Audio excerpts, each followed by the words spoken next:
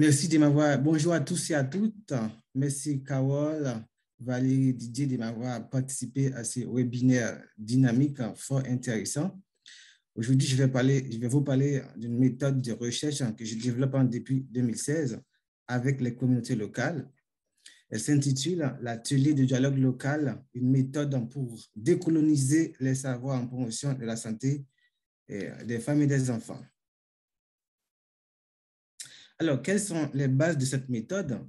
L'atelier de dialogue local est ancré sur une logique de coproduction cognitive. C'est une technique d'enquête sujeto-centrée qui s'oppose aux enquêtes managériales techno-bureaucratiques. Cette méthode s'adresse à des titulaires de savoirs ancestraux parlant la même langue, ayant des savoirs expérientiels en commun, partageant les mêmes rationalités et les mêmes cosmovisions. Ils forment ce que j'appelle une communauté socio-linguistico-épistémique. Cette méthode s'adresse à des personnes qui n'ont pas l'habitude de raconter les expériences professionnelles et les observations dans le cadre d'un atelier de discussion. La méthode est réalisée par elles et avec elles. J'appelle ça processus de co-élaboration fondé sur la confiance et le respect mutuel, le principe d'équivalence et de complétude cognitive, la lutte contre la hiérarchisation des savoirs, la séparation des savoirs. Les participants, par exemple, sont des multi-experts communautaires. Ils ont développé des savoirs sur, ils sont des experts sur la nature, la biodiversité, et la gestion de l'environnement, les savoirs locaux, etc. Donc, ce sont des savoirs qui sont interreliés et il est très difficile de séparer ces savoirs. Cette méthode contribue au renforcement de l'estime de soi, du sentiment de compétence, d'efficacité personnelle et professionnelle, du pouvoir d'agir ou des capacités des femmes rurales, ainsi qu'à la reconnaissance et la valorisation des savoirs ancestraux. Cette méthode est construite par et avec les communautés locales. Alors, comment s'organise une rencontre ethnographique? Lors d'une rencontre ethnographique, on discute conjointement des objectifs et des thèmes de recherche ou de réflexion.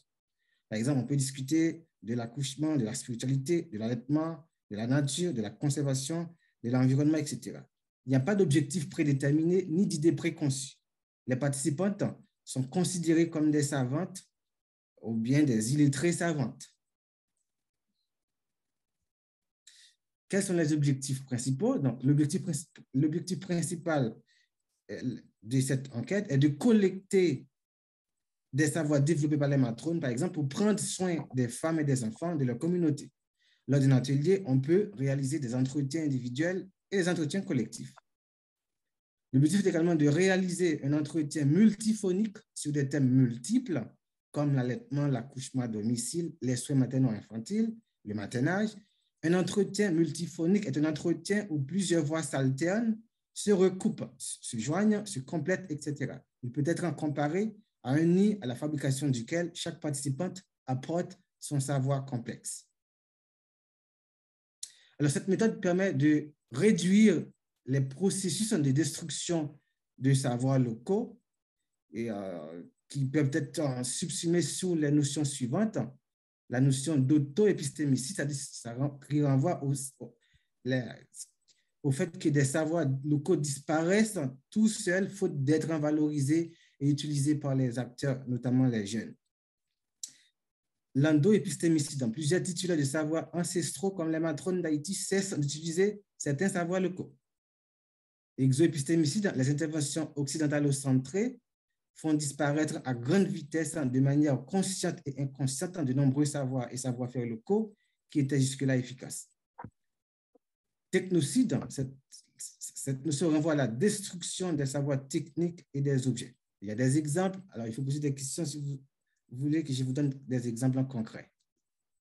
Alors, cette méthode facilite ce que j'appelle la sérendipité, c'est-à-dire des découvertes inattendues. Lors d'un atelier de dialogue local qui s'est déroulé en septembre 2021 avec des titulaires de savoir du Sud sur des thèmes divers, j'ai découvert le bébélis, un médicament traditionnel utilisé par les femmes rurales en Haïti pour traiter des problèmes de santé rencontrés lors de la période des menstruations, de grossesse et après l'accouchement.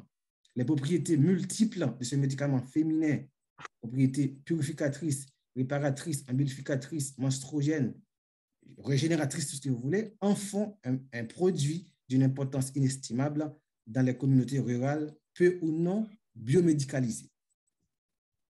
Alors, comment se déroule un atelier de dialogue local? Donc, chaque participant se présente, on parle de son origine géographique, et on discute des thèmes et des objectifs lors de la rencontre, on partage des savoirs, il y a des échanges entre les participants, échanges horizontaux, il y a des corrections mutuelles, les participants sont encouragés à se corriger mutuellement, l'enregistrement, on procède à l'enregistrement audio-vidéo et après l'atelier de dialogue local, on procède à la restitution des résultats préliminaires. Il s'agit par exemple de demander aux participants d'abandonner des comportements, je dirais, dangereux, des comportements qui ne favorisent pas, qui ne les permettent pas d'entretenir leur santé et de les encourager en même temps à renforcer les bonnes conduites, c'est-à-dire les conduites qui leur permettent voilà, de gérer leur santé, leur environnement, etc. C'est-à-dire à partager les savoirs qui participent à la durabilité humaine et écologique. Alors, conclusion. L'atelier de dialogue local dans le domaine de la recherche en promotion de la santé permet de prévenir les déficits qualitatifs de celle-ci, de renforcer l'autonomisation des participantes et de stimuler les pratiques de solidarité traditionnelle dans les communautés éloignées des politiques officielles de promotion de la santé publique. La mise en œuvre de cette technique de collecte de données qualitatives nous ordonne de porter un regard inconditionnellement positif sur les participantes avec lesquelles il faut avoir une grande proximité culturelle, linguistique et ontologique. Et merci de votre attention.